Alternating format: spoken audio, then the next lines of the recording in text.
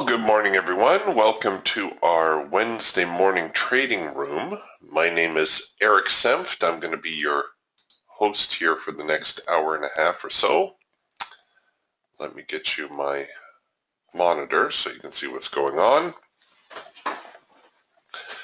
Okay, for those of you new to the trading room, just a real quick overview of what you're looking at here. This is called the diversified trading system, and it's diversified because, well, we're looking at the market from three different points of view.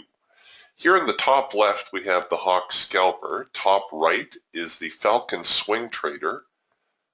Bottom left is the Eagle Trend Trader, and the bottom right is the latest DTS tool. This one is called the Raptor. It's actually a hybrid of sorts. It includes elements of the Hawk, the Falcon, and the Eagle, but it puts them in a single chart format. The market you're looking at right here is the NASDAQ.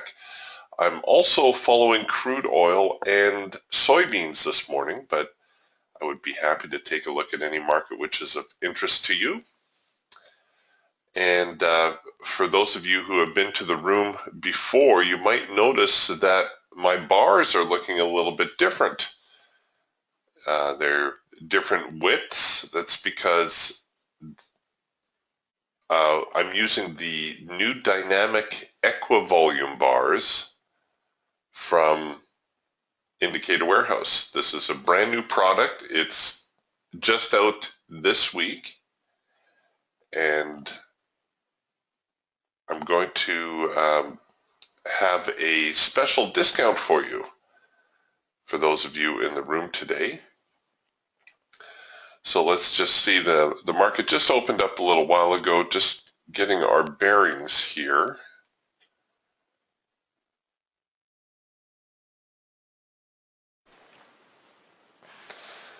We are getting a hard edge sell here on the Eagle. Ooh, don't run away on me now. Darn it.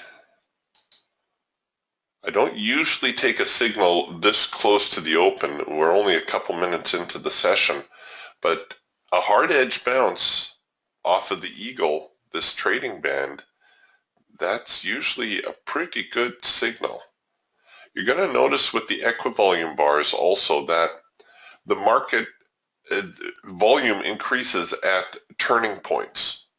So you would think that the volume would be strong during the trending part, but really not so much. You're always going to notice that when the market gets ready to turn, the bars are going to get a little bit wider as more and more traders, buyers and sellers, fight it out. All right, well, we'll let that go for now. We'll see if we can't pick up a decent signal here. Can I just get an audio test from somebody? Let me know that everything's coming through okay.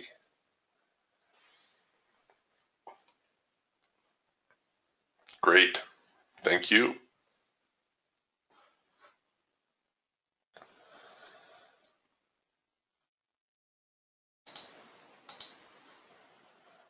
All right, while we're waiting for that, I might as well give you the link to the equivolume bars.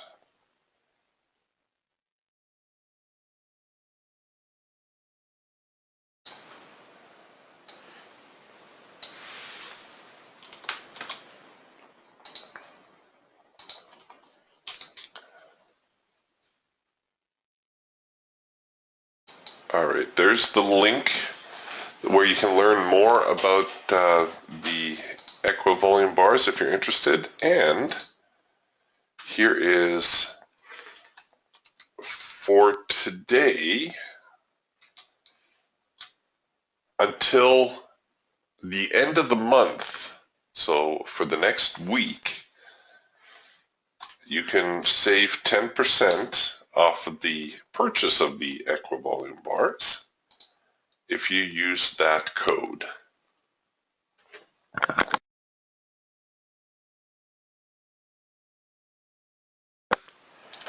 And I'll give you a link too for those of you who haven't been in the room with us before.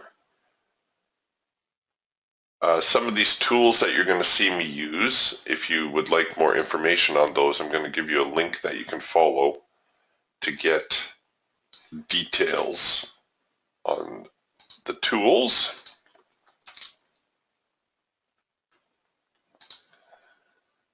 All right, there you go.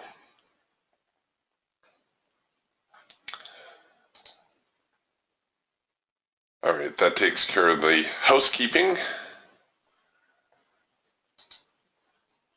Let's see if we can't get a half-decent signal to print. Well, it's still early. We should get something decent here in the next few minutes. Opening range can be so unpredictable.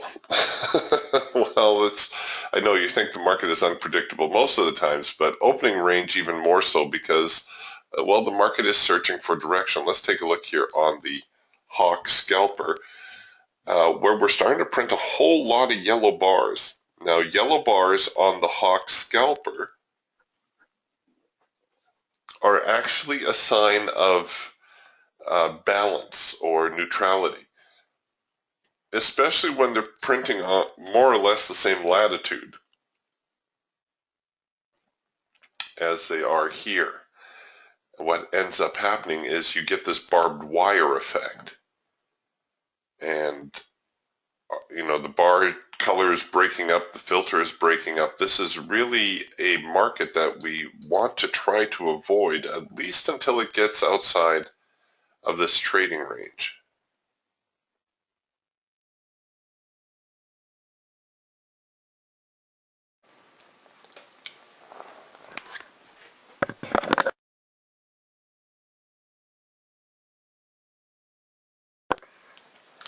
So have we produced any decent signals? Well, oh no, that was a little bit late. Yeah, macro pullback didn't follow through. I guess the red bar buy was the only signal on the scalper that had a little bit of follow through. Here's a green bar sell that had a little bit of follow through. Trying to work on a first micro macro cross signal here, but everything isn't in sync yet. All the signals develop the same way, regardless of the tool that you're using. Essentially, we're going to get a warning dot and an audio alert, and that will be followed by a triangle and a hash mark when all the trade parameters have been met. In most cases, we're looking for confluence. In other words, we want the trend lines to be red. We want the bars to be red. We want the signal to be red. We want the filter to be red. And that gives us a signal that we can normally take with a great deal of confidence. But there are different degrees of signals. This signal right here is the first micro-macro cross signal on the Hawk, very high probability signal. Here's a macro pullback signal on the Hawk. This should have had better follow through. The macro pullback signal is easy to identify because everything stays in sync except for the micro line. The micro line goes out of sync. Now, I guess depending where you placed your stop, you may or may not have been stopped out on this swing. You can see that it did eventually head lower. The way the markets have been of late, my goodness, we've had to run such big stops. Here's the first micro-macro cross signal again, and we're back into the lows.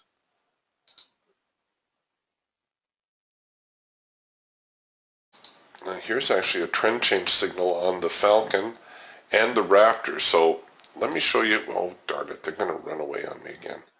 We'll go for a second push on this one. Let's see if I can risk it up there. Yes, I can. All right, we'll throw an order in there, and I wanted to show you the Raptor also. So we're getting a double pullback here against the hard edge, which tends to be a pretty decent signal for the Raptor. And what I'm going to do is I'm going to increase my profit target here and maybe put a runner on. All right, so you see this, the signal printed right here. You see this candle. right there, that big fat one, we're going to use that for our second push on the entry. In other words, we're going to look for the market to regain some momentum here. This big candle tells me that there was a whole lot of buying and selling going on here. And if the market trades below here, we can essentially end up trapping a bunch of traders out of their long positions. Well, if you went long down here, where do you think your exit order is going to be? Well, it's going to be right below the low, isn't it? More likely than not. And if that's the case, we're probably going to see the market fall off rather quickly, if in fact it can get back down there.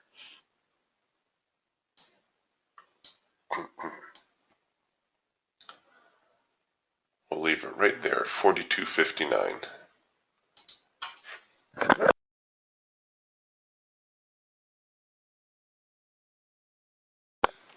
Now this tool you see me using here on the right hand side, this is the Trailblazer. The other tools have got the Trade Manager. These are interchangeable, by the way. You don't have to have the Trailblazer on the Raptor. The Trailblazer is more of a one-click entry system. It does not have the risk manager component, which I'm going to show you in a moment.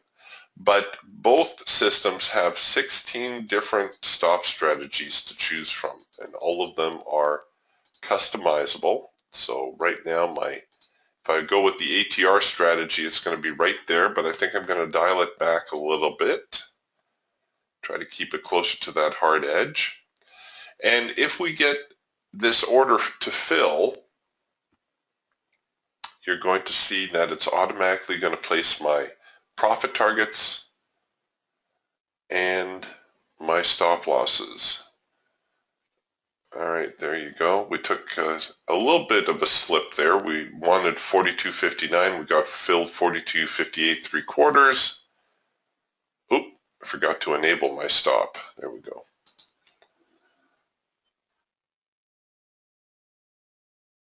Now, usually what I do is I run an initial stop that's a little bit more liberal, just in case the market's trying to make a little bit of a swing through here. You see, we're still getting some heavy buying going on. What I want to see is I want to see them break, and then I just want to see them take off.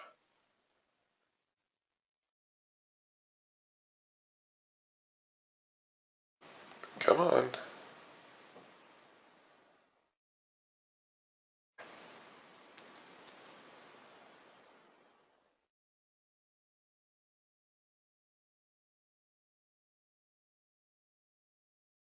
Come on down. Oh, thanks. Jim's shooting me some advanced decline numbers here. Currently just more than 1,400 buyers and about 1,200 sellers, so kind of even for the most part. With these stop strategies, you can also, manage your trade manually also if you want to make it tighter or looser, or just hold it as is.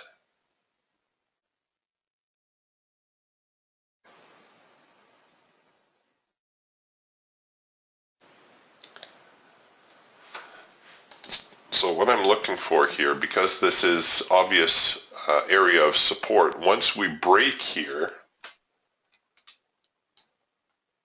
we're going to get a retest, oops, and then I'm looking for this part, this leg lower. And in fact, I think we may have got engaged on our Falcon trade too. Yes, we did. So we're engaged on our Falcon trade. This was a trend change signal for the Falcon. With the Falcon, we're looking at a change in the trend line. The signal came down, buyers tried to fight it back, and then we came back with a sell signal. And in fact, the signal actually printed right back here. I caught it a little bit late. I caught it off of the trend line touch. which is a secondary signal with the Falcon, but we'll see whether or not they can press that lower. Let's go back here to the Raptor now.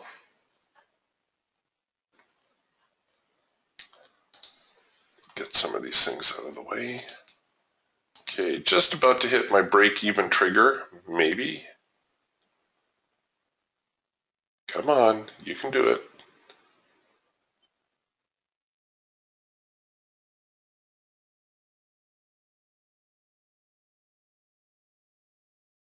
All right, so that's, oh, gotta enable my stops. There we go.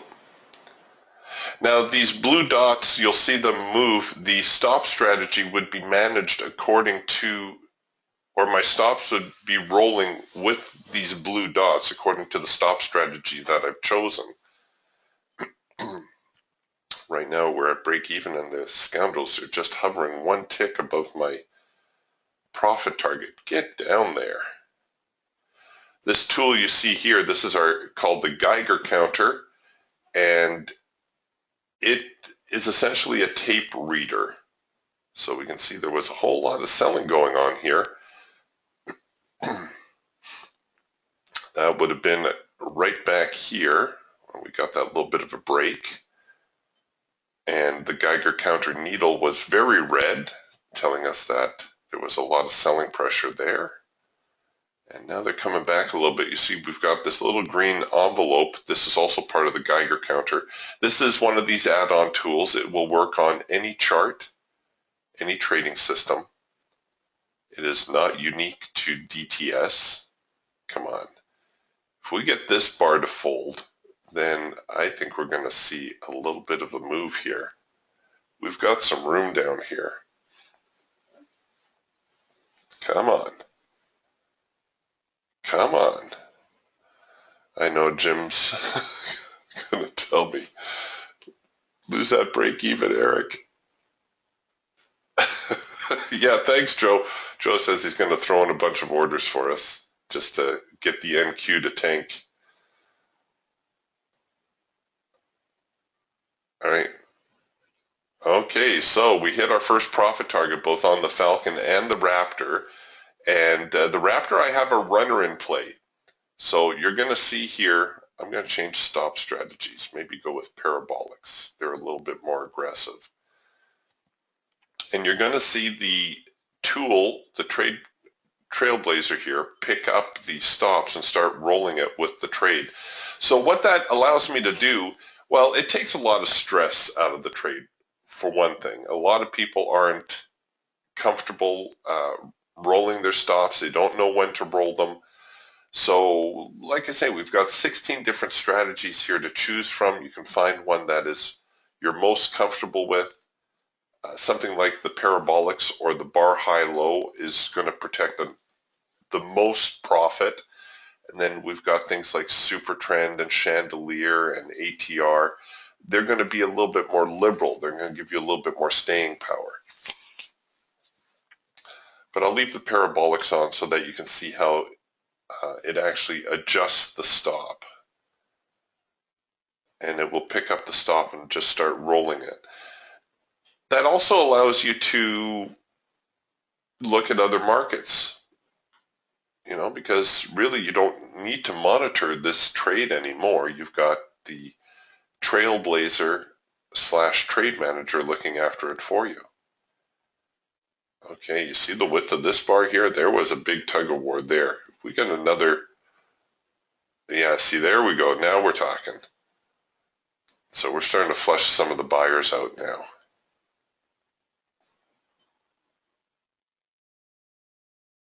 This thing could go. What was yesterday's low? Somewhere around 42.30, wasn't it? All right, you see how the parabolics start to roll in when the trade gets a little bit more bullish.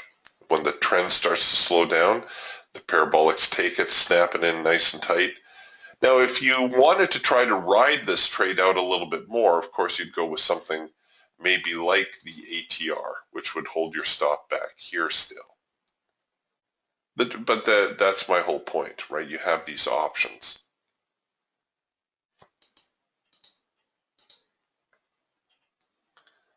Let's see if we can get one more little move out of this. And, you know, there too, it's you can always let your wallet be your guiding light, right? You've got $200 in open profit on this trade. That's a fair amount, right? So maybe we'll snuggle that in.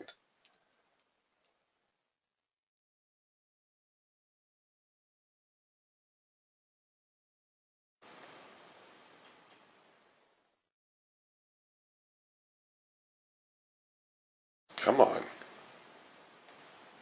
Get down there. Here, we'll give it a little nudge. Come on. Here we go.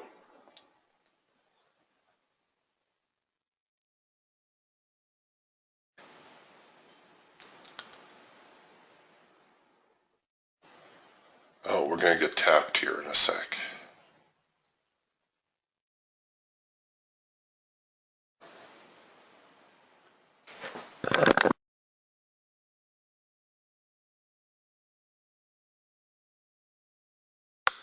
Oh, come on.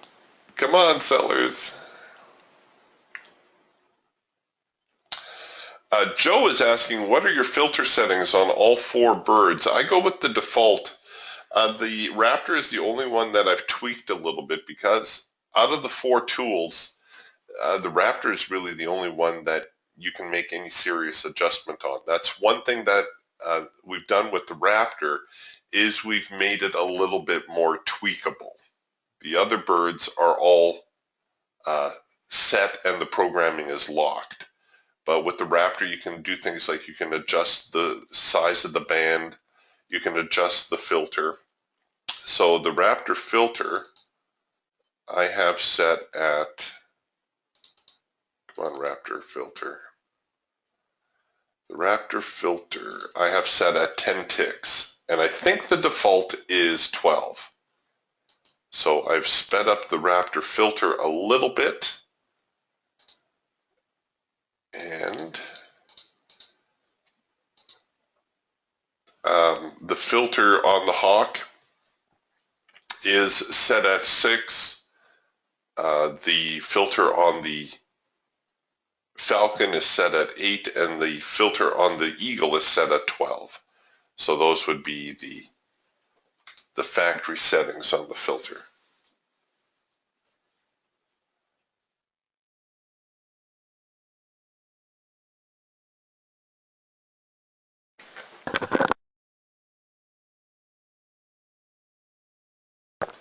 All right, well that was all right. It looks as though here on the Falcon we took our, where was our trade? Right here. The market declined right here to the primary resistance line. This is also an add-on tool. This is the Ultimate Support and Resistance Suite. We got 21 support and resistance lines here to choose from. And the gold line is the median line. Then we have primary resistance, primary support, and then the secondary resistance and secondary support lines.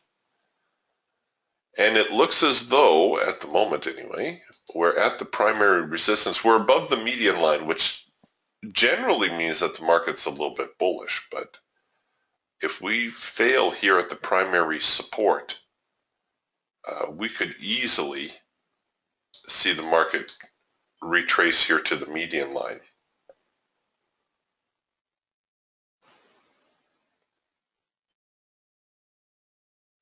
And we might be working on a late filter entry signal here with the Falcon. The late filter entry signal occurs when the filter goes out of sync and comes back into sync, but the whole time the trend line does not change color. Let me see if I can find you one so you can see what it looks like. I know the market's been like a roller coaster the last few days. Here we go. Here's a late filter entry signal. So notice the filter goes out of sync, comes back into sync. We generate a signal. The whole time, though, the trend line does not change color. very reliable signal. And you can see we had some very nice follow through from that one as well.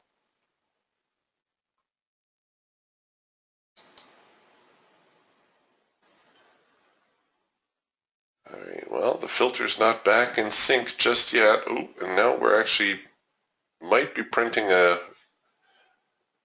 green trend line, depending whether or not that bar finishes higher or lower.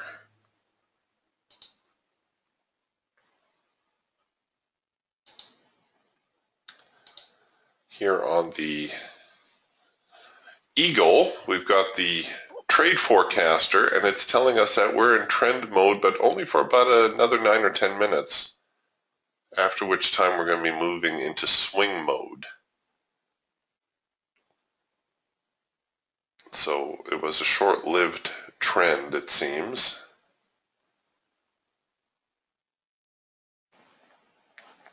Nice little green bar sell here. This is one of our high probability signals on the Eagle. Green bar sell occurs when the market encounters the hard edge of the trading band. And we're printing a sell signal, but on green bars. So pretty easy to recognize. And you can see just very good follow through on that.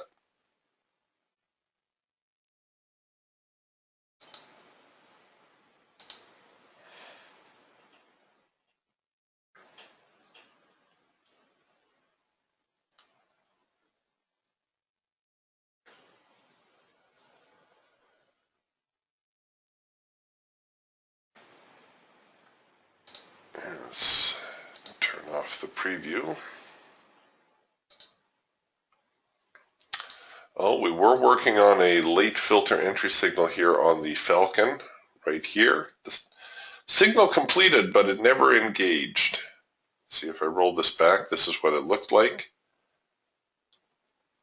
So we could have set up to sell, maybe cover the trade a little bit higher just in case it wants to waffle a little bit. But it never engaged, and now it looks like we're getting actually an early trend change signal.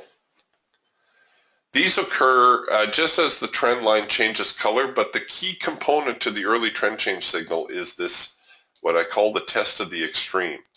It's this little up, down, up pattern where we're testing, in this case, the lows. The market fails and heads higher, producing a buy signal.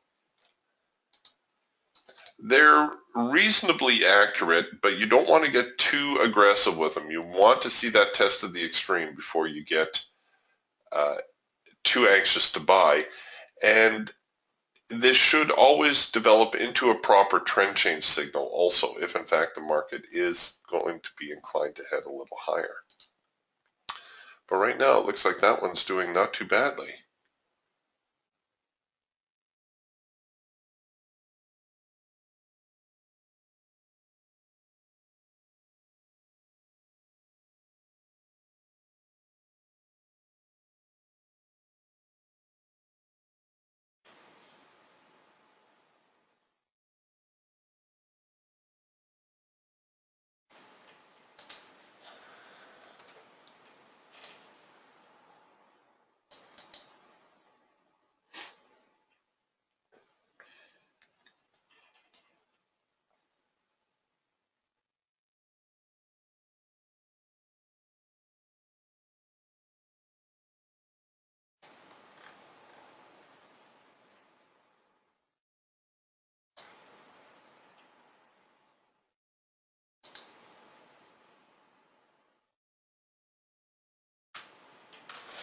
All right, just snooping around here a little bit to see what might be going on.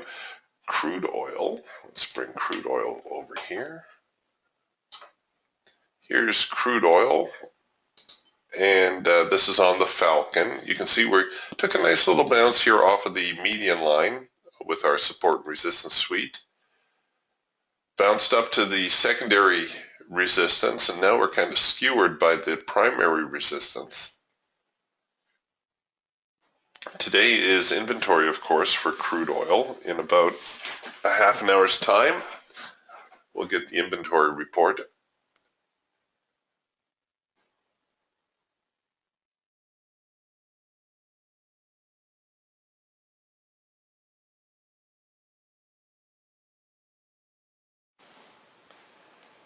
but no signal just yet.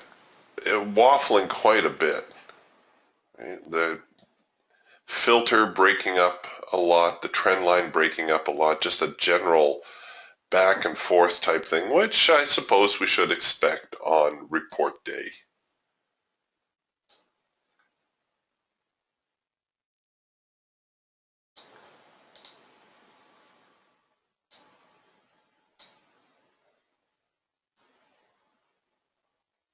Yeah, like David says, chop.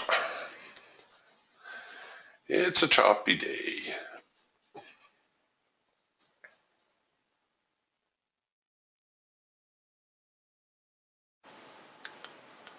A great little rally off of this early trend change signals here on the Falcon. Look at that. Nice little pop to the upside.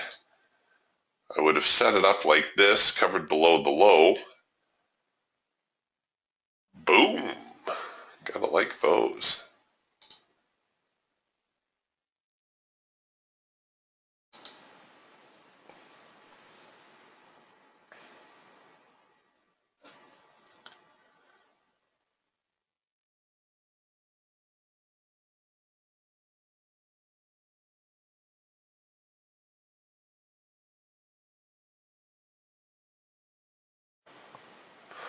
All right, well, we're kind of in limbo here at the moment.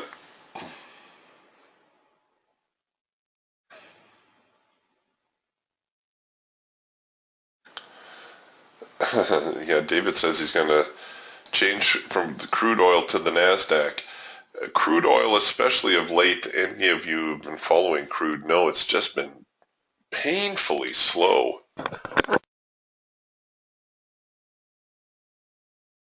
And crude's been slow before, but even when it's been slow, at least you've been able to, um, put together a decent range to make a few dollars during the day. But my goodness, it's almost painful.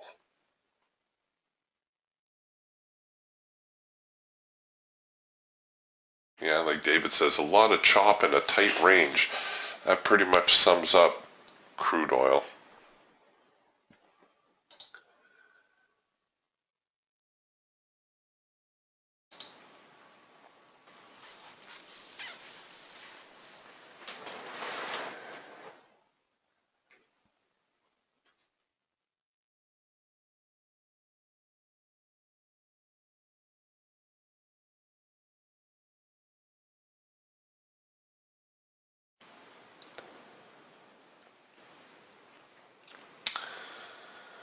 Well, they're being a little bit stubborn here at the moment.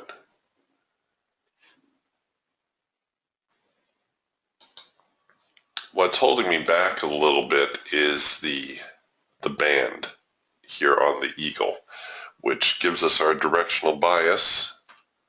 Let's shoot a trend line across these highs just for kicks. And let's shoot a trend line across the lows. Oh, we got a little bit of an overshoot here. That overshoot is, well, it's minor, but whenever you start overshooting trend lines, in this case, you would think it's a bearish sign, but really it's not. It's actually more bullish. If we break the trend line to the top side now, that could see the market head higher still.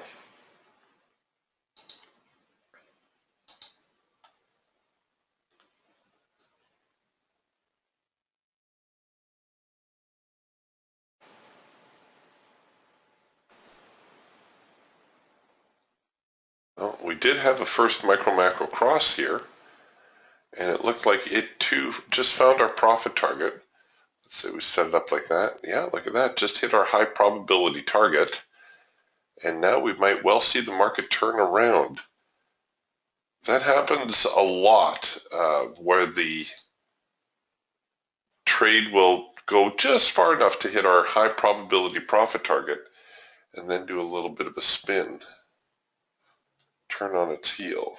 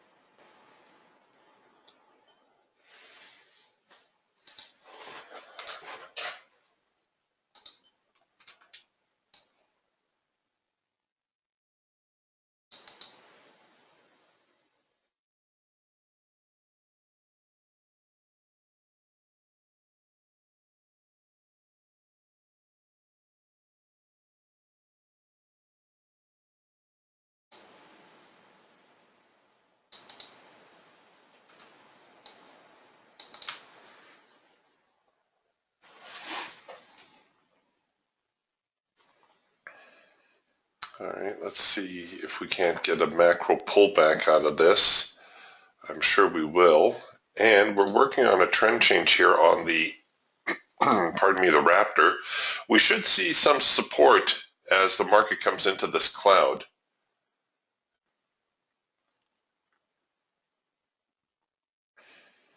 There they go. They're going to give us a buy signal here in a moment. I'm going to show you a feature here on the Trailblazer.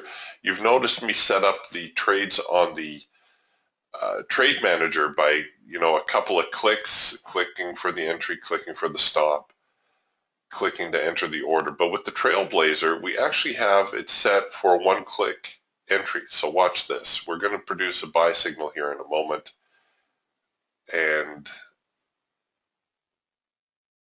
come on. And we'll let the signal engage.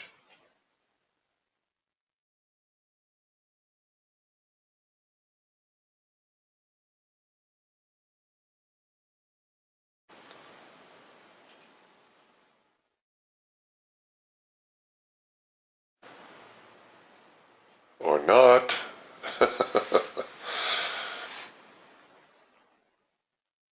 Well, I guess we're in a demo room. I can show you anyhow. So let's say we did print a signal here. We didn't, but let's pretend we did. I can hit the buy market button and, I need to have my stop enabled. And everything will be set according to my trade parameters.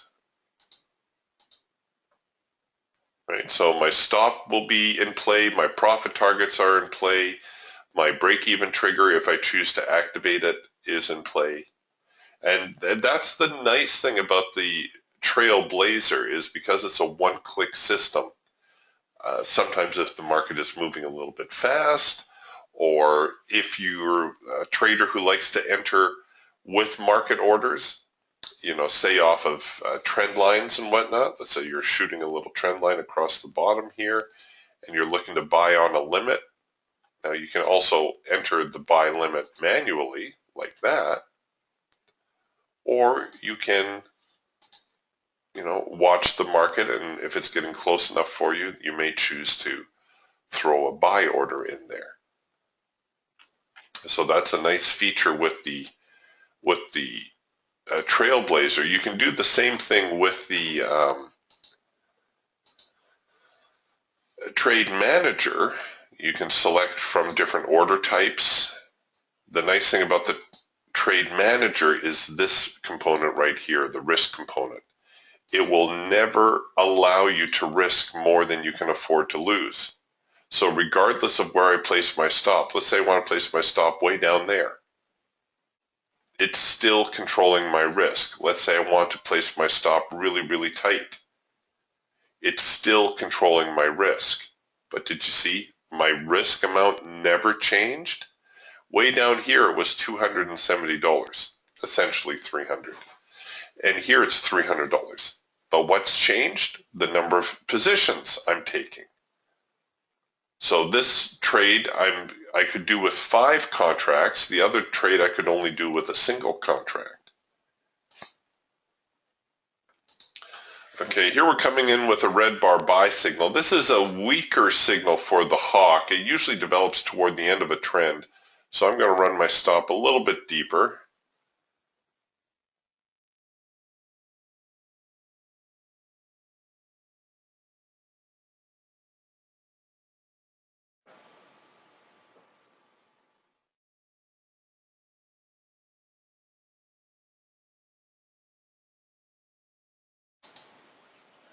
So I'm going to adjust that entry a little bit, because the thing with the red bar buy is I'm looking for a test of the extreme here now. I'm looking for the buyers to give it one more push before giving it up, if in fact they are going to give it up. And so I want to get my entry on the hash mark, because that will get me my profit target on target also. Now, in most cases, the hash mark is merely a suggested entry. If you're, setting up a trade and there's a swing high 1 or 2 ticks higher, you may choose to enter above the swing high instead. All right, so now we've got the complete trade with all the parameters met. We have the triangle, the hash mark. Oh, and they slipped me a tick on the entry again. It's going to be one of those days, is it?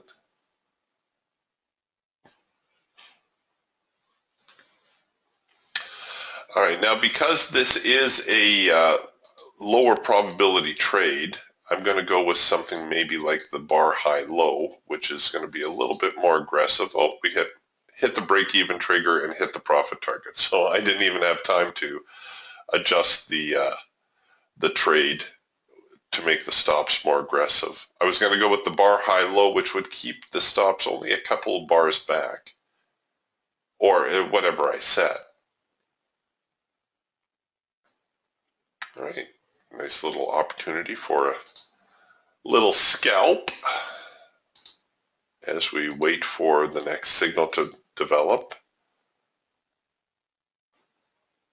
So here the Raptors come into the cloud, and I just missed this buy signal, but we'll see. Maybe we can get another kick at it here.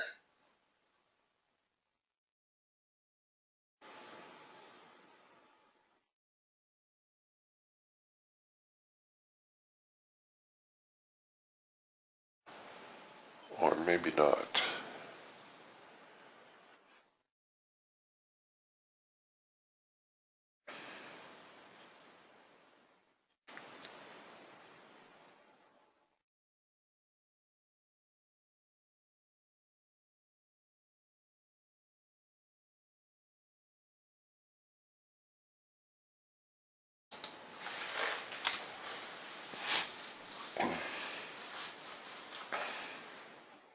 All right, well, we'll put that one on the shelf for the moment.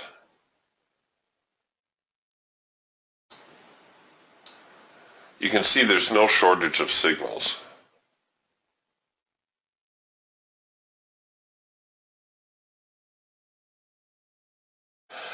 Jim is asking, Eric, is the room open every day? And if so, how much? The trading room is open every day. It is free to DTS owners. It is part of the commitment that we make to owners of the DTS trading system. You should know that the trading room is not strictly a trade call room. A lot of times we'll focus on education, pointing out signals, what makes one signal better than another. I do my best to point out good trades to you. I'll tell you the truth, though, a lot of guys in the room, they're trading lights out.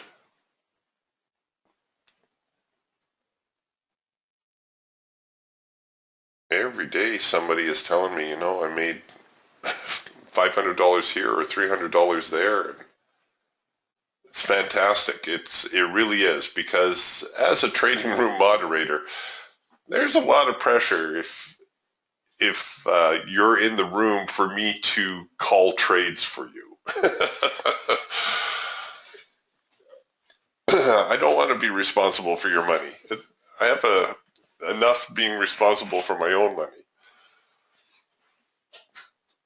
But, it's the whole teach a man to fish kind of idea. So we teach you to use the tools, and it is totally free. 5 days a week. Wednesday we open up the room to the public so that you can see what we're doing, because there are no trial periods with the software, so this enables you to see how the software actually works. All right, now this is getting a little interesting here. We're getting a green bar sell off of the hard edge again, also off of this trend line. This could be a little bit tempting here if this eagle signal actually prints.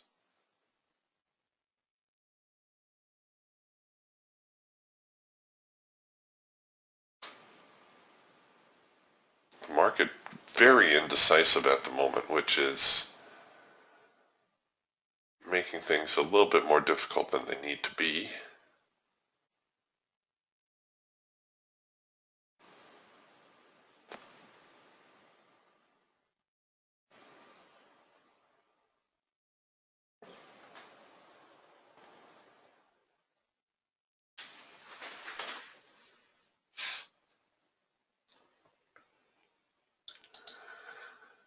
All right, let's put that away.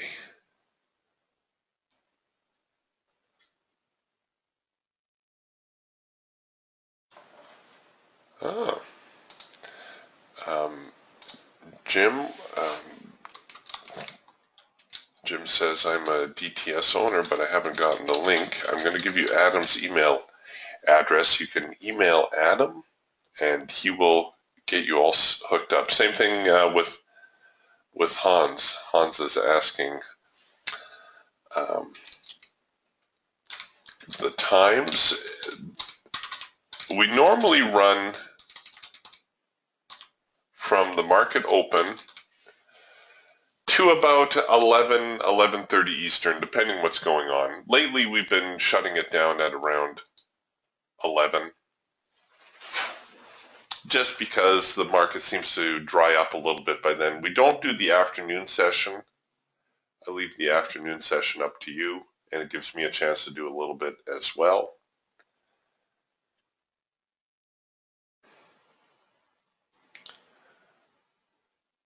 When I'm trading, I'm not teaching. So it's, I'm just totally focused on what's going on in the charts.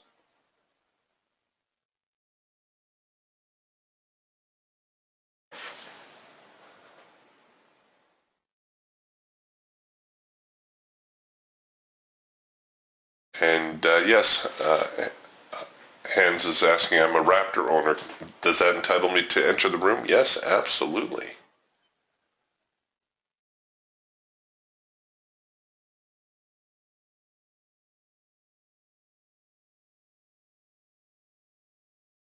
Okay, we're getting a little bit closer to the crude inventory report. We're going to have a little bit of fun with the inventory. What we normally end up doing is, if the market has a well-defined range, I'll just bracket the range, especially if the market is trading in the middle, and trade the breakout side when the inventory report comes out. And it looks like right now we've got a range that's looking something like that, which is extremely tight.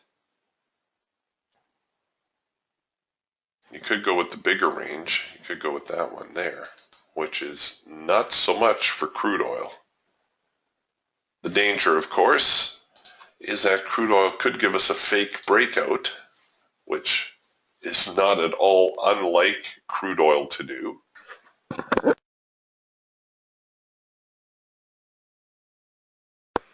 We've got this nifty little OCO feature, one cancels other, that would enable me to bracket this, and I think I'll take it above there.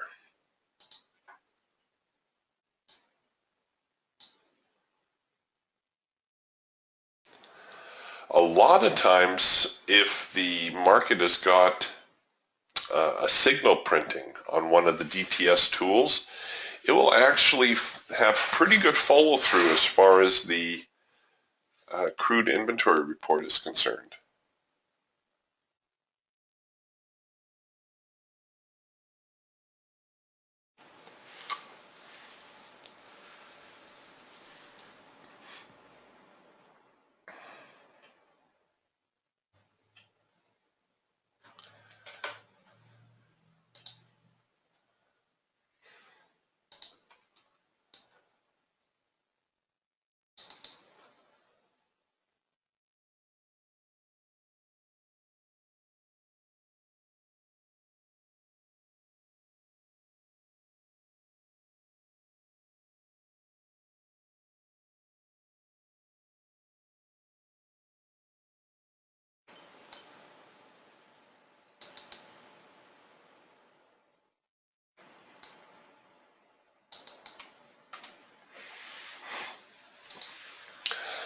All right, let's see here.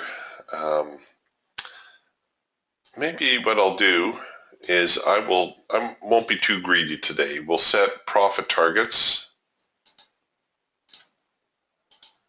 and I'll set a profit target just above the primary resistance there. And how about we see if it'll go 2 zones?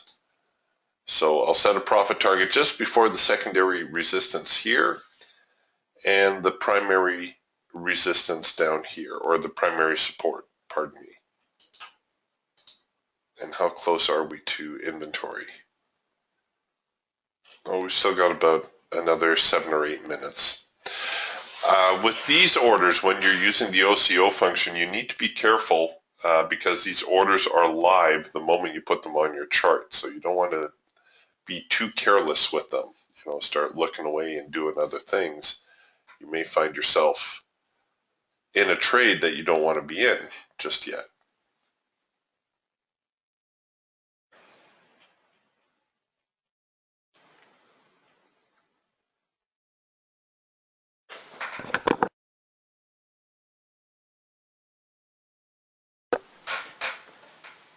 Which is why I'm kind of keeping an eye on this here. I don't want it to get too close to my sell order.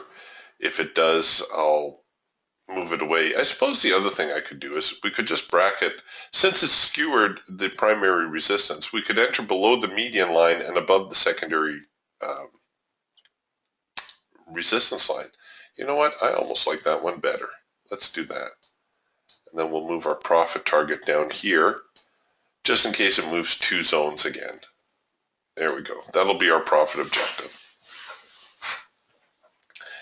And I should get a stop strategy ready. We'll do something very liberal.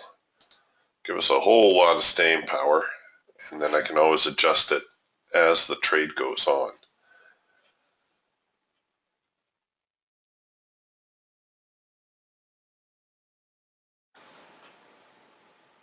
All right, about another 5 or 6 minutes.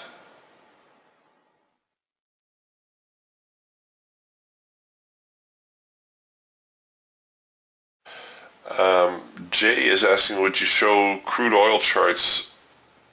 Are you asking in the room? Yeah, absolutely. Or even here? Well, this one is crude, obviously. I'm just focusing on the Falcon here for the moment, but I'll gladly show you crude oil on the other birds. We'll just sit with this one for a few minutes because the inventory is almost due out.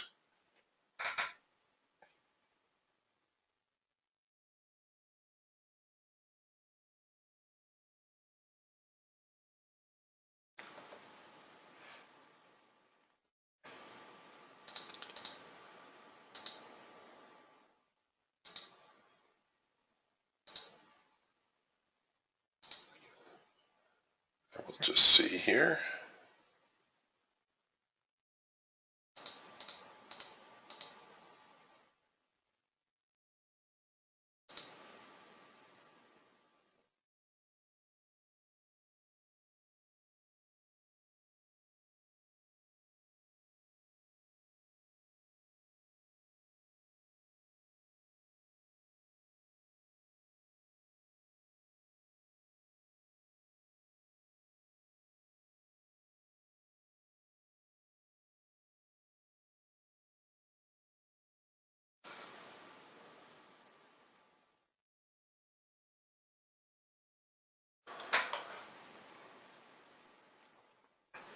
Okay, few minutes left. Soybeans very quiet today. Here's, while we're waiting, might as well look at crude oil on the Hawk. You can see a lot of yellow bars. No real signals here. Nothing with any decent follow through. Green bar sell. A late first micro macro cross gave you a little bit of, well, not really heat. It didn't really go against you. Just drifted sideways for a little bit before it went higher. A red bar buy. Yeah, just a whole lot of choppiness of late. This is more crude-like. First micro macro cross, big follow through. Even the first micro macro cross to the downside, decent follow through, or at least enough to find your profit objective.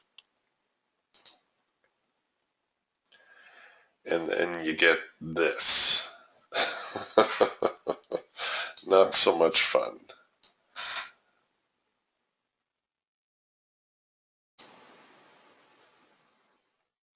Okay, look at this. They are dead even, like right in the middle of this mix. No clue whatsoever which way this market's going to break. The trend line almost flat, and look at that, it keeps changing every few bars.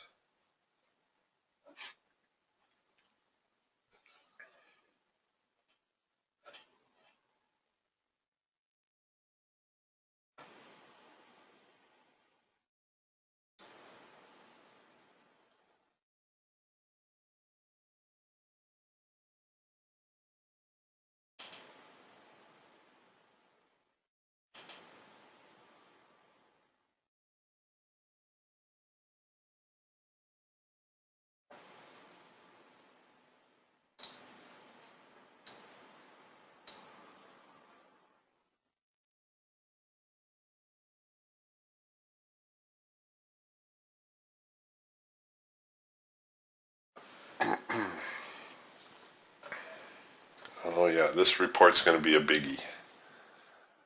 They've been waiting for this one.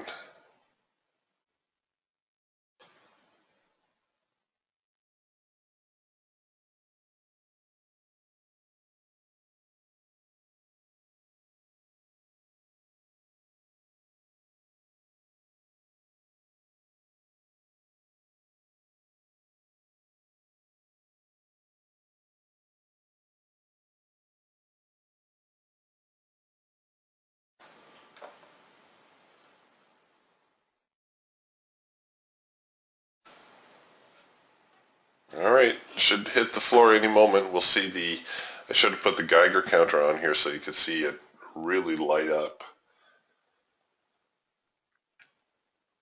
Oh, look at that. Flip a coin.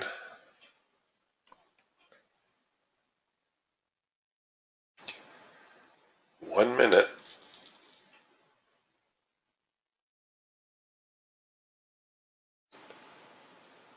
Yeah, I'm getting conflicting signals across the birds. The hawk, of course, all those yellow bars. Even the eagle. We're into the hard edge, but it's trying to produce a sell signal on a bullish band.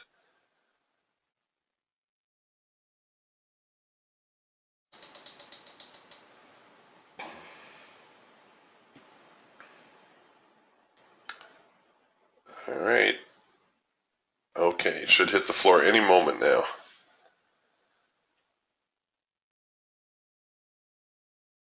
Oh, there's a little clue. I'm trying to perhaps head lower.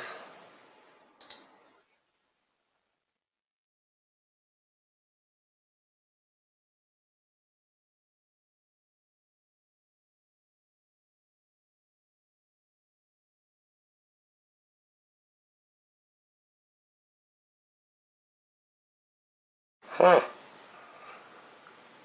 Oh, there they go. I was going to say, what's taking them so long? So far they're still waffling a bit. They're going to get down to the median line? No, maybe not.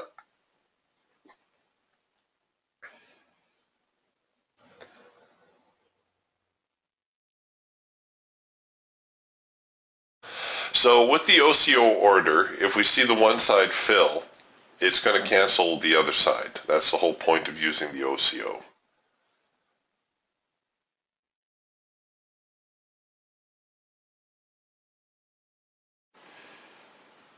All right, we're actually producing a buy signal now on the Falcon. This is our trend change signal.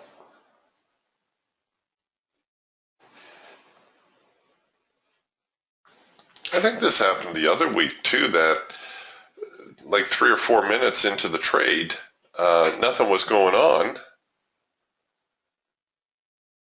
And then about 5 minutes later, the market finally broke out.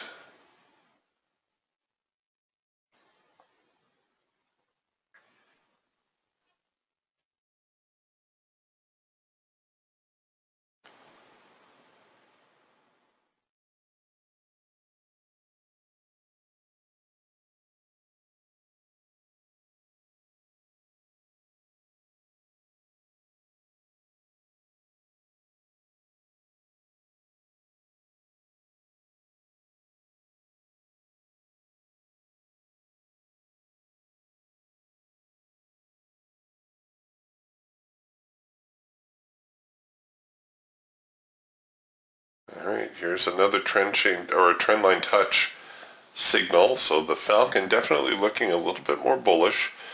The Hawk and the Eagle have both printed buy signals here at the moment. I'm not going to bring it over because I'm trying to demonstrate the OCO function here. They're not giving me much of a chance.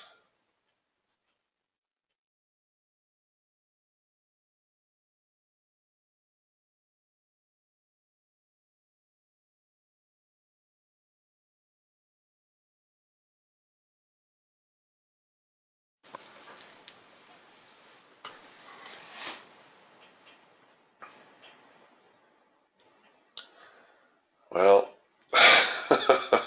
you may have to take my word for it, or I can place the orders a lot tighter.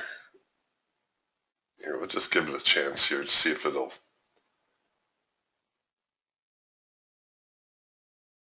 break out for real.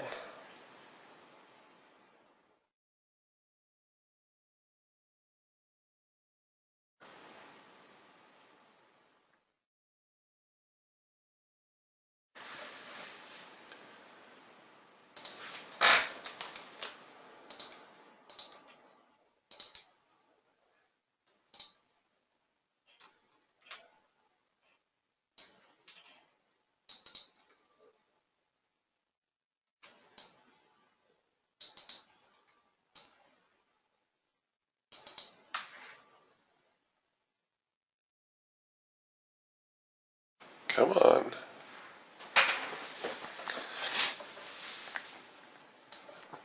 Getting a macro pullback signal here on the Hawk now. You can see our first micro-macro cross also got high enough to engage the profit target.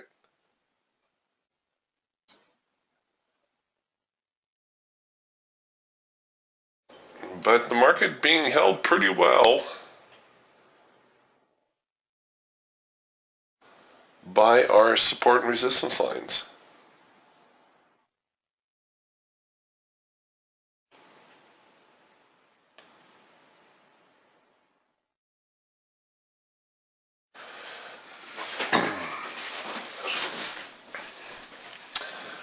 Let's see, David's asking a question. Good morning. Please, what period has the trend slope line when you're on a Renko chart? All right, if you're asking what period this moving average is, this is actually a customized moving average. It's unique to DTS. So, and quite honestly, I don't know the period of it, but the Falcon, we're looking at an 8-tick mean Renko bar. These are not your traditional Renko bars. There we go. Finally engaged the long order. So you'll notice what happened is the other side of the OCO order disengaged. Now I might raise my break even a little bit here, see if we can't get it to the primary. And I'm going to enable my stops so that we have a stop in play. And now that the market's maybe chosen a direction, I might get a little bit more aggressive with my stop.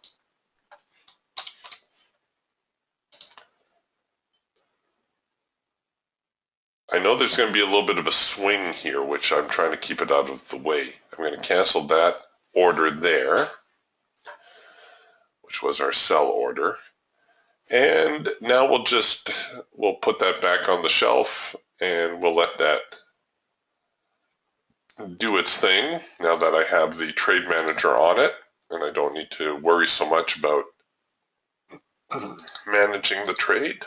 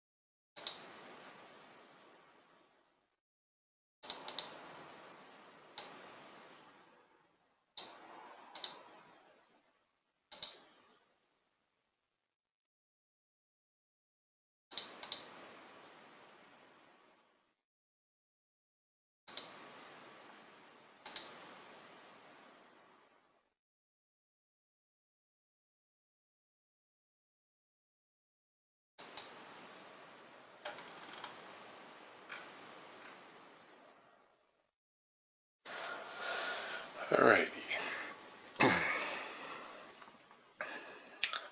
Crude oil's muddling along, nothing too dramatic at the moment. Oh, here we go. Might as well bring that back over because it's doing a little bit more than the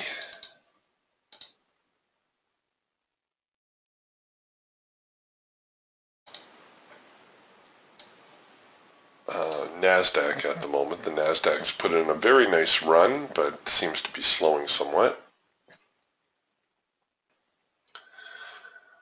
So here's crude oil on the breakout. Nice heavy bar, which is what we'd like to see. And we just hit our break-even trigger as we tag the first area of resistance here on our support and resistance suite. In fact, well, that might have been a good one to take some profit at. Being a little bit on the greedy side here today. See if we can't get a little bit more out of it.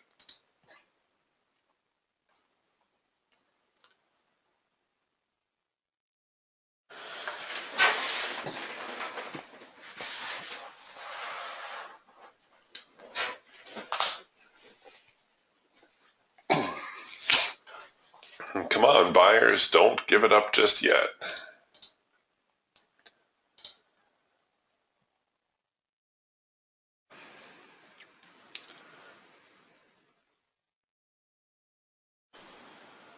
Oh, big bar here. That could be a little bit of a turning point.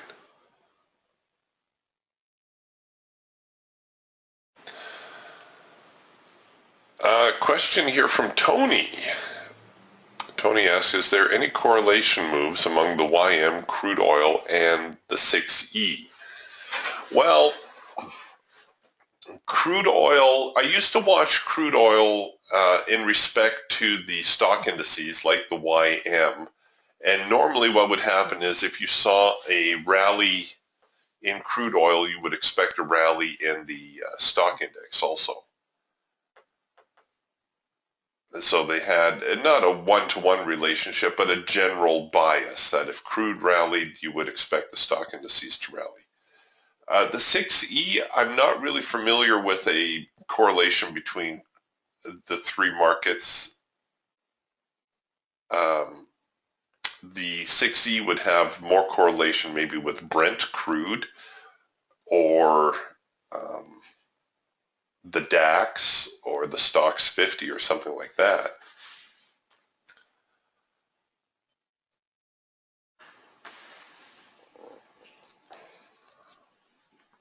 For those of you who are currency traders, here we'll throw this back on the shelf now. Let me bring the 6E over for you. We'll start with the 6E here on the Eagle. So here's the Eagle Trend Trader. And you can see we had a nice little hard edge bounce signal here just a little bit after the North American Open. Did that find our profit objective? Oh, I doubled the profit target for some of these markets. Let me adjust that.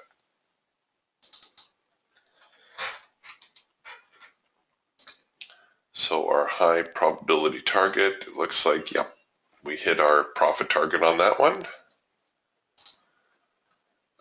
Let's see what happened in the overnight, which would have been the European session.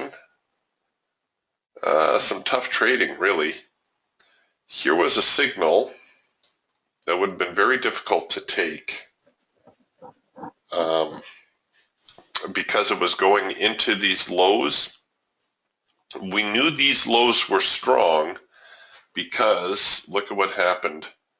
Like the market just made this major move coming into these lows, and then the buyers stopped them right here, right? So massive buying going on right here. And then we come back and we've got a sell signal. It's a hard edge bounce. Everything's in sync. We've produced a sell signal. Should we take it? Well, you could take it. I would probably advise dialing down the risk amount. You would enter here. You'd probably want to cover at least up there. And, oh, Trade Manager says, sorry, Eric, you can't afford it. Remember I told you the trade manager keeps you from blowing up your account. Well, this is one way it does it, by keeping you out of trades you can't afford. Now, if you really have your heart set on doing this trade, you could dial up your risk back, say, to the 2%. Set it up something like that, and the market comes down and starts reversing. Doesn't really give you a chance to adjust your stops much, and then boom, you get taken out. Now, this is something you're never going to see another trading room moderator admit to, that sometimes there will be losing trades. Sometimes the signal, everything can look right to you, and the signal still fails. It's going to happen. It's trading. I like how Ed Sequoia, one of the best traders ever, said that if you want to avoid whipsaws, stop trading. It's really as simple as that. If you're a trader, this is going to happen. So what do you need to do about it? Well, the only thing you can do about it is control your risk. So even though this was unpleasant, even though I took a loss, I only lost 2% of my capital. 2%. I didn't lose 10%. I didn't lose 20%. 2%. That gives me a whole lot of staying power. Even if I took 10 losing trades in a row, at the outside, I would lose 20% of my trading capital. Now, I know that's a substantial amount, but what are the chances that you're going to take 10 losing trades in a row? Probably pretty slim. And I also put a cap on my daily trading of 5%. If I blow up 5% of my trading capital, that's it. I'll stop trading that day.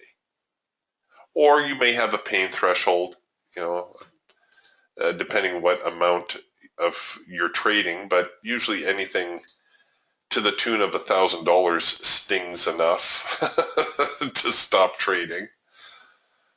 So here's the euro on the eagle. We're into the hard edge of the band now.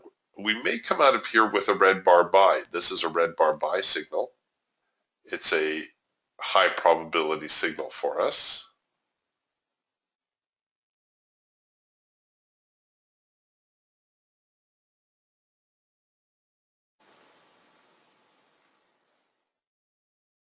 All right, we'll put that away.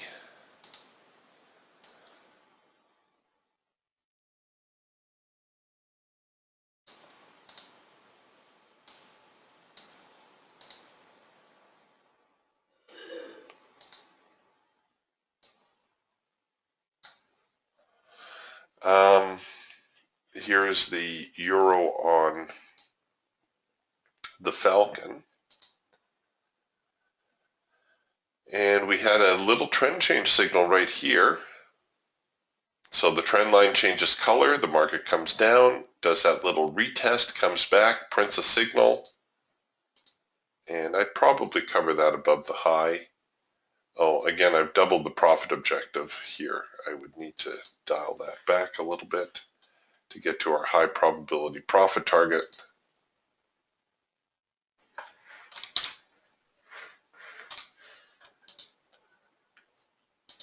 And that would look something like this. So, made it down to the primary resistance line, and now we're seeing a little bit of a reaction there. Omar El Tuki, who likes to trade the Forex markets with DTS, he loves these support and resistance lines. He'll use them as profit targets. So what he'll do is, say he's looking at a signal like this, the trend change signal. He might set it up like this, and he'll automatically go down here to the primary resistance line as his profit target.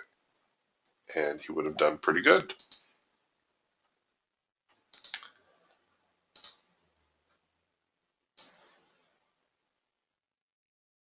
And last but not least, let's take a look here at the eagle, or pardon me, the eagle, the hawk.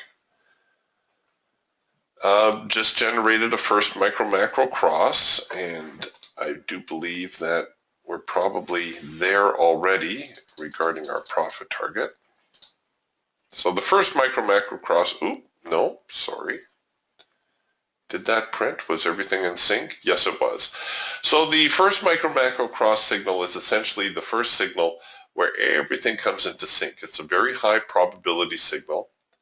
As you've seen, it's a signal, that I do over and over. So we just hit our profit target there. It's quite literally a signal that you could make a living on just trading the one signal. Here's a first micro macro cross. Here's a first micro macro cross.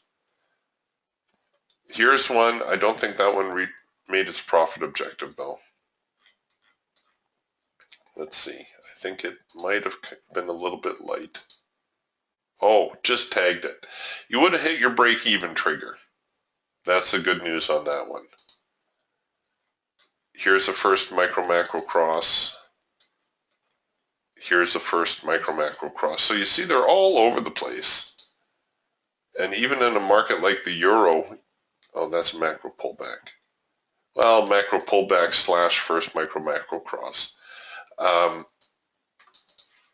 Even just trading one market, look at how many opportunities you had. 1, 2, 3, 4, 5, 6, 7, 8. That's a lot. And every single one looks like it made its high probability profit objective. So nothing wrong with that.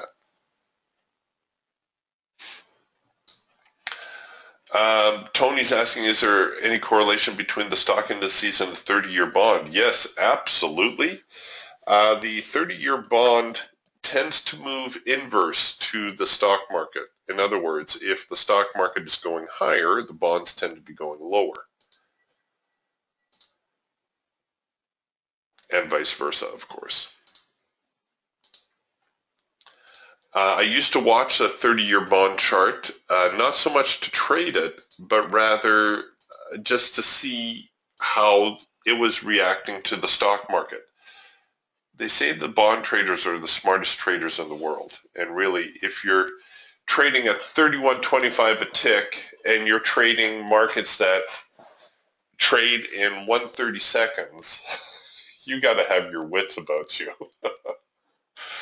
That is not an easy task.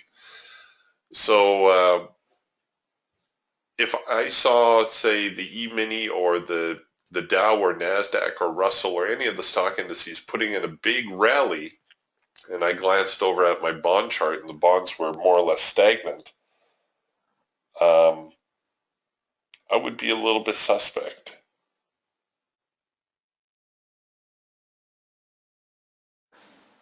If, however, there was a big rally going on and I saw the bonds tailing off, well, then I would know that the rally was in fact a valid breakout or a valid rally. It's a good question, though. Jim's asking, can you explain how the break-even trigger works? Absolutely. What you need to do is you need to go here to your strategies window when you have your trade manager loaded. And you're going to go to your trade manager. And what you're going to need to do, if it's currently on your chart, you're going to need to disable it. So you go false here on the enable tab and you click apply. You have to remember to apply it. And then you go up here to your auto break-even parameters. Yours is probably set at false. So first thing you want to do is enable the break-even. And then you can set a default break-even trigger. I think by default it is set at 15 ticks. I try to set it at about anywhere from 75 to 80% of my profit target. I figure if the market gets 80%, or you can set it higher, you can set it, say, even 90%. But the idea is if the market gets to 80 or 90% of my profit objective and then fails, well, that's probably where I want my stop to be at break even. So you can set whatever your parameters are there, and your break-even offset. So right now it's break-even +1. So if I get stopped, well, at least the broker makes his commission. When you have everything set up the way you want, you go here to your Enable tab. Oh, you can save it also. Don't forget, you can save your template. Here in the saved section, just type whatever you want to call it. I called mine Falcon for the Falcon. And it will save all your settings. And then, so next time all you need to do is load it. If you're going onto a chart, you can just load it. Go back here to your Enable tab, turn everything on, click Apply, and there you go. It's all set.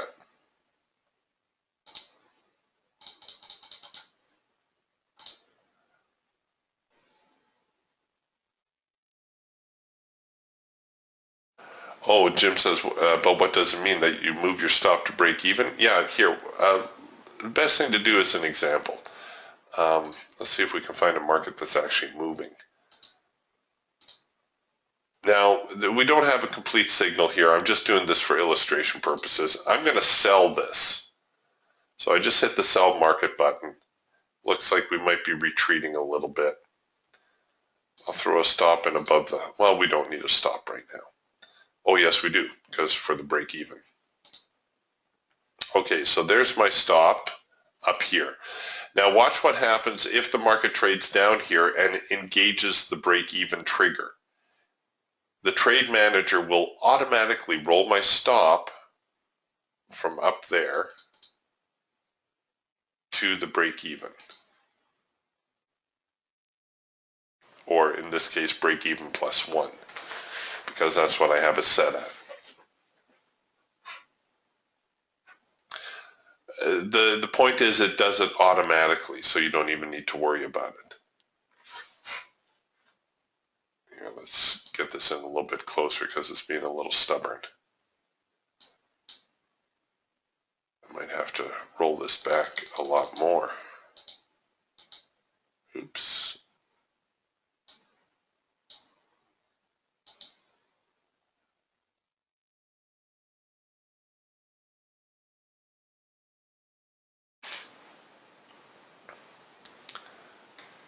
All right, so if we can get below here a little bit, it's going to be quick because I have my stop, my break-even trigger so tight, but you're going to see it grab the stop from up here and then bring it down. And what I need to do,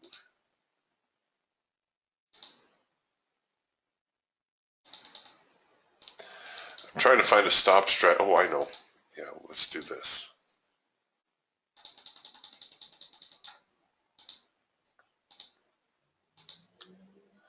Okay, so we engaged the break-even trigger, and you see it took my stop from up here and snapped it down to break-even. So it's just an automated way to get your trade to the break-even mark.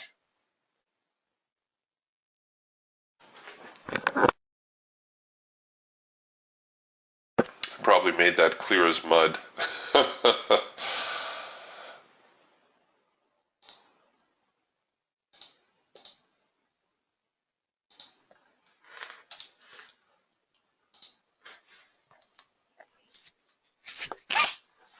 All right.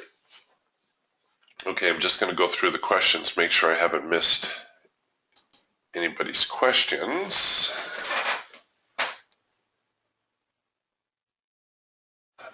Good question here from Bernie. Bernie asks, what's better trading for your setup, the NQ or E-mini or whatever? Quite honestly, Bernie, anything that you can plot on a chart can be traded, on a NinjaTrader chart, can be traded with the DTS system. Mike Filigera trades the stock market with it. We've got several Forex traders trading the Forex markets. I prefer the futures markets and the stock indices. I prefer the NASDAQ and the YM because of the lower tick value. So for instance here, how I've shown you with the trade manager, how it's controlling my risk. If I'm trading the NQ and I get a signal here, we don't have a signal yet, we're just pretending. I don't necessarily want to place my stop right here. Now remember, my risk amount doesn't change. What I'm looking at here are probabilities. I'm looking,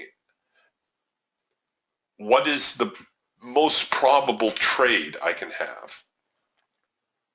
Now with DTS, it's very good at picking up immediate momentum, but sometimes, you know, the market will dip a little bit. Like on this signal, we print a signal, the market does go higher, but if you had your stop jammed right below here, you would have got stopped out for 1 or 2 ticks, or pardon me, just because the market went 1 or 2 ticks too low before it took off and hit your profit target. So that's what I'm looking to avoid. I'm looking to avoid that kind of nonsense.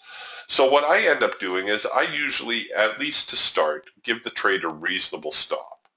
If I can afford it, I'll put it below a swing point. Now, to many of you, this is going to look very lopsided, but we're talking probabilities. Remember, this stop is nothing more than a safety net. Right? This stop is not here to give me some sort of fictitious risk-reward ratio. I'm interested in what are the odds of me hitting my profit target before the market hits my stop loss. And at the whole time, I don't want to overexpose myself. So right now, I would say the odds are pretty good, right? That the market will hit my profit objective before hitting my stop loss. I've got plenty of opportunity in here to adjust my trade.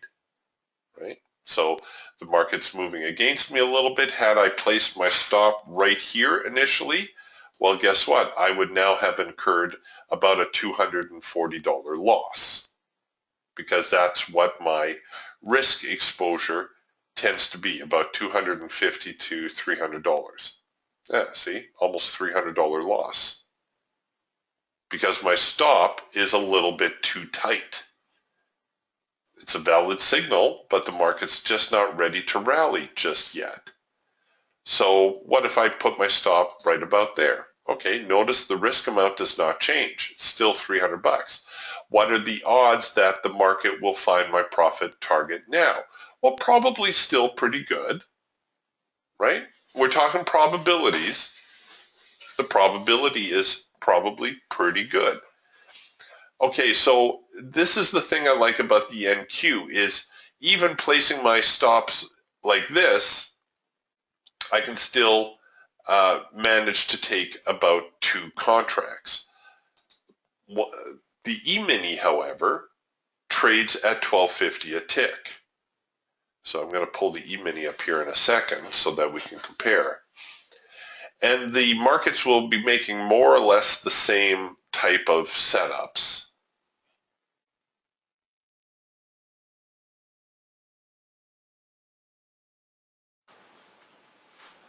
Let's see, is the E-mini loaded yet? Here it comes.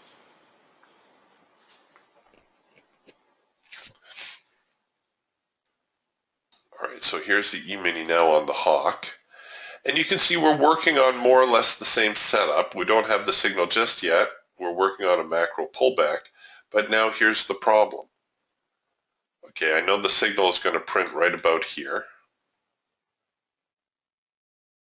Sorry, I'm overloading my computer. It's dragging a little bit. 1 second.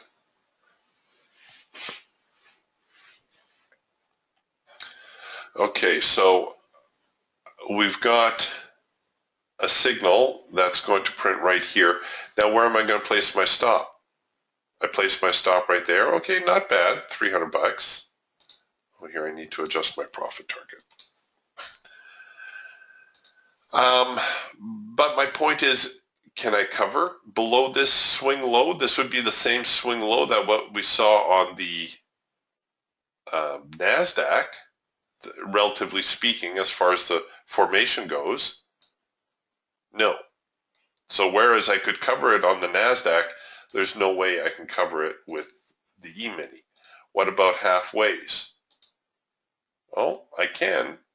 I can still do that with the E-mini, but now I'm only running one contract, whereas with the NASDAQ, I could run two contracts if I went to the halfway mark. Remember? See, here I am. The halfway mark, I got two contracts in play, whereas the E-mini, I only have one. Now, you know, or most, if you've been trading for any time at all, it's much easier managing two contracts than one contract, right? Because the one contract is, okay, the market goes up, it gets to my profit target. Do I take profit? Do I try to hang on for more? What do I do with my stops? Do I get my stops to break even and hope that the market will head higher? Whereas if you have two contracts in play, I can take profit on one. I can roll the stops to break even. If the market goes, it goes. If it doesn't, well, at least I've made some sort of profit. Right, so I just find from the management point of view, the NASDAQ, the mini Dow, these instruments that trade at a smaller tick value, the British pound, you get a little bit more bang for your buck. And what a lot of people don't realize is that the E-mini, the NASDAQ, the mini Dow will have a tendency to move dollar for dollar. Now, I'm not talking tick for tick, dollar for dollar. So if the E-mini makes a $200 move, you are very likely going to see the equivalent $200 move in the NASDAQ or the mini Dow. Now, $200 in the E-mini is only 8 ticks. $200 in the NASDAQ is 40 ticks.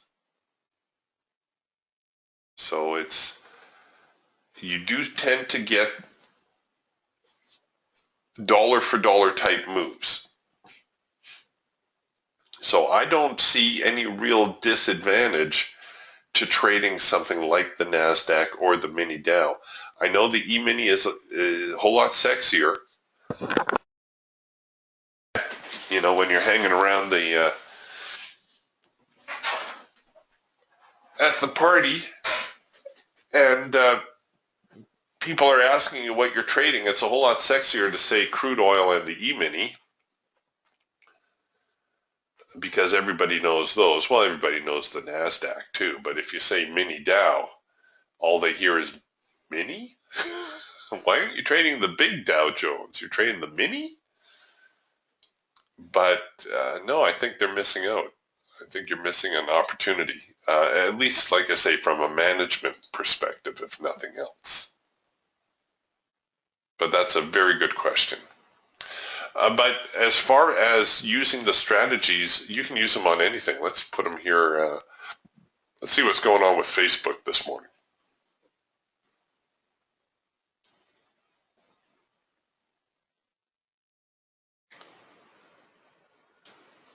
We'll put Facebook up here, and you'll see that it's going to load on the other charts, but we're still going to get tradable signals.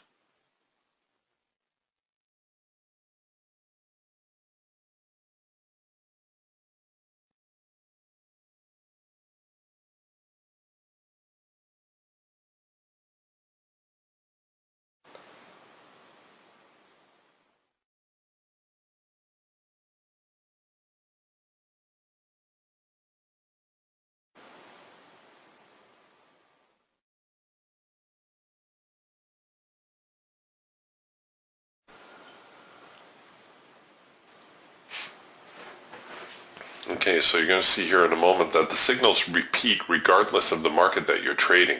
This could be, well, this is Facebook. I'm just going to wait for the Raptor to load. It's always the last one.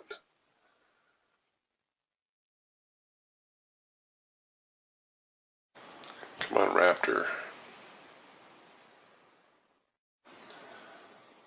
Try not to make my computer do too many things at once. Here we go. Okay. So here's the hawk now. Same signals, right? We've got our first macro cross. We have our macro pullback, another macro pullback. So lots of opportunities here in Facebook. First macro cross to the downside right there. You probably saw that one yourself. macro pullback right there. All right. Here's the Falcon now.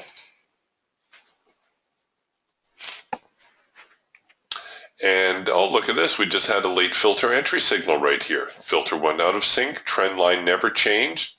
Signal came back. Filter came into sync. Nice little rally there. Quick little trend change signal through here. Proper trend change signal right here. Gave you a little bit of heat, but not too much. Let's see to the downside. Another trend change signal to the downside. These are one of your higher probability ones, right? The trend change signal right there.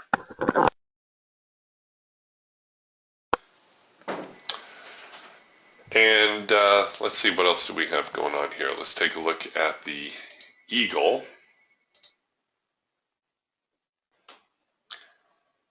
And here with the Eagle, we have, it's not quite a hard edge bounce. It's our trend change signal on the Eagle.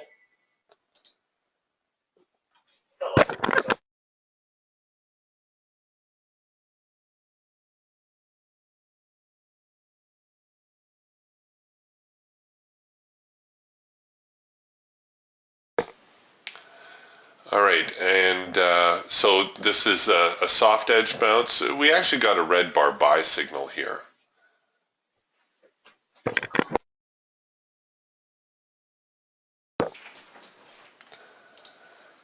And let's see now here on the Raptor. Sorry, I got somebody bugging me on the telephone. Sorry about that, folks. Here on the Raptor, a nice trend change. So whenever we get a trend change on the Raptor, it's always looking for support out of the cloud, right? So the band changes color or changes over, and it drifts into the band, and we're looking for that cloud to give it some support. This is a pretty good signal. So you can see even on the using a stock market or a stock like Facebook, we're still generating signals, and this would be true. Let's see here if I got any. Here's a pound US dollar pair.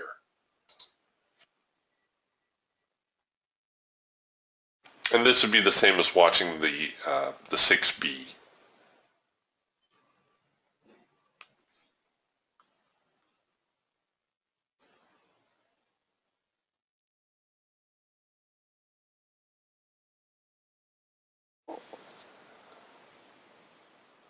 So we'll just take a look at that.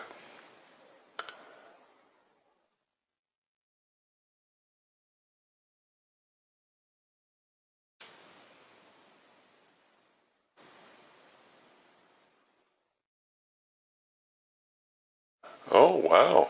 Canu says he's trading the micros. The micro euro, the micro pound, the micro Aussie dollar.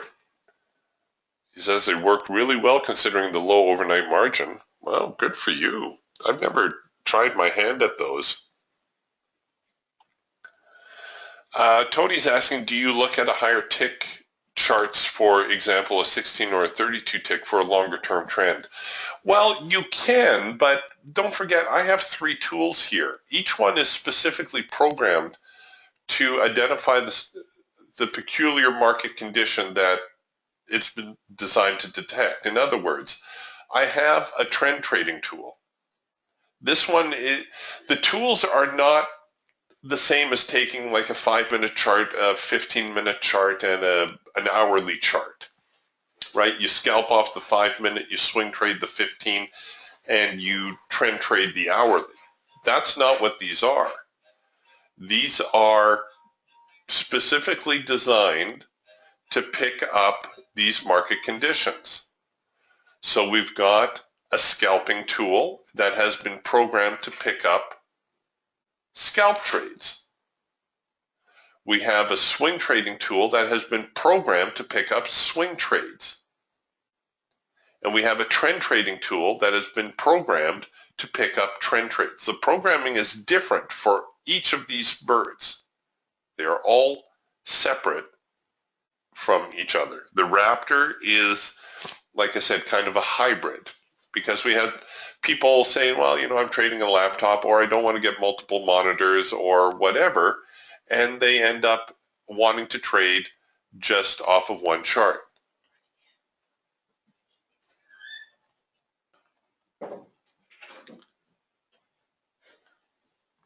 And if I can get the Raptor to load here, I've got my poor computer doing too many things.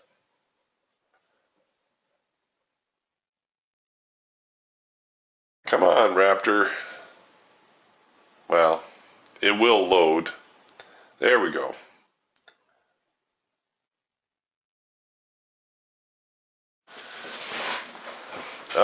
Oh my gosh. It's the screen sharing software and the recording software really bogs this down. Okay, so just really quick, because somebody is bugging me, I've got to go. First micro macro cross on the hawk. First micro macro cross on the hawk. Yes, you took a little bit of heat on it. Once again, that's why you don't want to jam your stops in super tight. Took a little heat, but eventually got up to our profit objective. And this is on the pound US dollar pair. First micro macro cross. First micro macro cross. I would be trading the 6B because it's a futures, but it's moving exactly the same way. Here is the Falcon, and let's see. Well, we had a trend change signal right here, right? Trend line changes color. Here's the down, up, down. Signal prints, falls off to the profit target. Oh, this was a nicer one. This is more textbook, this one here. Trend change signal, trend line changes color, a little up, a little down. Very nice progression out of that. Quick look here at the Eagle now.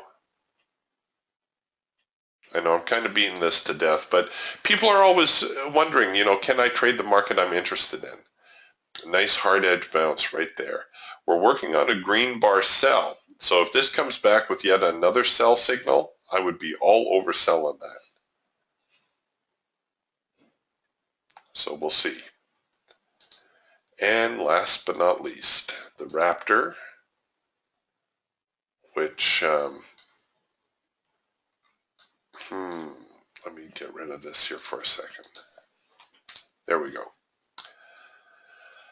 A double pullback here into the hard edge. 1, 2, comes out with a sell signal.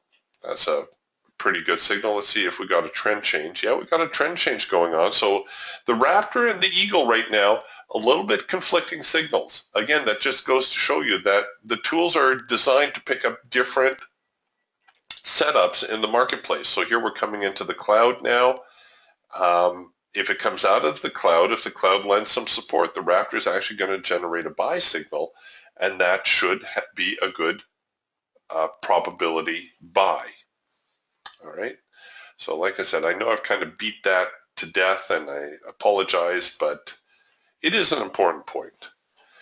All right, you guys, I've got to run. Thank you very much for your attendance today. I hope that you got something out of it. DTS owners, I'm going to see you in the room first thing tomorrow morning. Folks, we're going to have another open house next week. And remember, I'm going to give you that discount code once more to save 10% off of the Equivolume bars. And that is good until next Wednesday. If you're considering picking up additional software, you may want to email Adam. I'm sure he'll work you some sort of deal. Okay, I will talk to you soon. Have a wonderful day. Talk to you later. Bye for now.